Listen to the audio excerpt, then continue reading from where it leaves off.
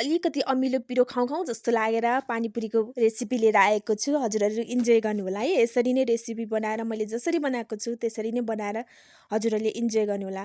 मैले चाहिँ यहाँ बजारबाट 1 प्याकेट पानीपुरी लिएर आएको छु। यो पानीपुरी चाहिँ बजारबाट किन मिल्छ र यहाँ तेल पनि एकदमै तताउन हालेको छु। तेल चाहिँ एकदम हट हुनुपर्छ र मैले फ्राई गर्न हालेँ है। फ्राई गर्दा चाहिँ हजुरहरूले एकैचोटि धेरै नहाल्नु होला। धेरै हाल्यो भने निकाल्न एकदमै गाह्रो हुन्छ। अनि अब फ्राई गर्दै निकाल्छु म। हेर्नुहोस् त कत्रो फुलेको छ। अब सबै प्याजहरू यस्तै गरेर हाल्छु र तेल राम्रोसँग तर्काउँछु।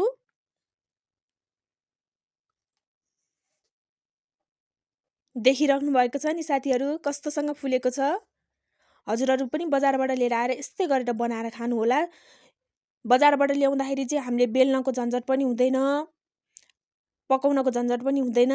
एकैचोटि फ्राई गरेर न मिल्छ के। अब हेर्नुहोस् त कस्तो फुलेको बनेको छ हाम्रो पानीपुरी। अब यहाँ साइडमा चाहिँ मैले आलु उसिनेर राखेको थिएँ। आलुको बोक्रा आलु सबै निकालिसकेको छु। अब यो आलुलाई चाहिँ म्यास गर्छु, हल्का म्यास गर्छु म। आलु चाहिँ धेरै म्यास गर्नु हुँदैन, ठिक्क जति म्यास गर्नु होला।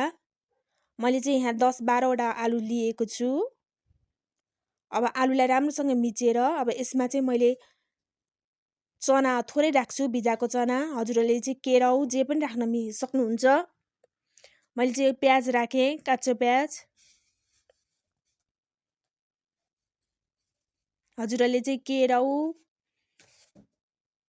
जे पनि राख्न सक्नुहुन्छ। अब थोरै खोर्सानी राख्छु। यो खोर्सानी चाहिँ घरमै पिसेको खोर्सानी हो, त्यसैले धेरै पिरो हुन्छ, त्यसैले थोरै हाल्छु म। अब जिराको धुलो 1 चम्चा, बिरे नुन आधी चम्चा र पानीपुरी मसला राख्छु।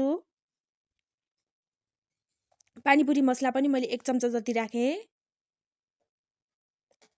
अब अर्को नुन राख्छु, सादा नुन। अब सबैलाई राम्रोसँग मिक्स गर्छु। हजुरहरूले चाहिँ यसमा नुन पिरोहरू चाहिँ राम्रोसँग मिक्स गर्नुभयो भने चाहिँ आलुको स्वाद पानीपुरीमा एकदम मिठो आउँछ।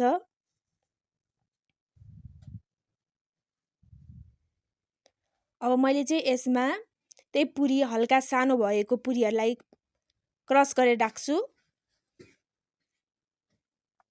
यो राख्दा चाहिँ पानीपुरीको आलुमा क्रन्ची टेस्ट लिएर आउँछ कि। अब आलु चाहिँ हाम्रो रेडी भइसकेको छ। अब अर्को साइडमा चाहिँ म पानी बनाउन गइरहेको छु। पानी बनाउनको लागि मैले एउटा भाँडामा पानी लिएँ र थोरै खोर्सानीको धुलो राखेँ। हजुर चाहिँ पिरो आफ्नो टेस्ट अनुसार राख्न सक्नुहुन्छ। 1 चम्चा जति जिराको धुलो र पनि राखेँ। अब आधी चम्चा बिरे नुन राख्छु। मेरो चाहिँ घरमा अर्को नुन सकिएको थियो, त्यसैले मैले बिरे नुन सिरे नुन राख्दैछु। सिरे नुनमा चाहिँ हल्का चिची लाग्ने भएको कारणले यसलाई पगालेर अनि राखेको छु। सबै त्यो ढुङ्गाहरू चाहिँ मुनि तैरिन्छ त्यसो गर्नाले। अब 1 चम्चा 1.5 चम्चा जति चुक अमिलो राख्छु। अमिलो चाहिँ हजुरहरू कति राख्न मनपर्छ त्यही अनुसार टेस्ट गर्दै हेर्दै राख्न सक्नुहुन्छ। मैले चाहिँ 1 चम्चा थोरै आधी राखेको छु। अब यो चाहिँ अर्को चाहिँ पानीपुरी मसला नै हो, त्यो मेरो प्याकेटमै आएको थियो त्यही राखेँ। अब अर्को पानीपुरी मसला राख्छु। यो पनि मैले 1 चम्चा जति राखेँ। हजुरहरूले पनि यस्तै गरेर हेरेर आफ्नो टेस्ट कतिको हुन्छ त्यही अनुसार हेर्दै खाँदै चाख्दै अनि राख्न सक्नुहुन्छ। अब मैले चाहिँ यहाँ थोरै धनियाको पत्ता राखेको छु। हजुरहरूले चाहिँ धनियालाई या पुदिनालाई चाहिँ पिसेर बनाउन सक्नुहुन्छ। अब चाहिँ हाम्रो पानीपुरी रेडी भइसकेको छ। मैले सबै पानीपुरीमा आलु फिलिङ गरिसकेको छु। हजुरहरूले देख्नुभयो कस्तो भएको छ हाम्रो पानीपुरी फुलेको।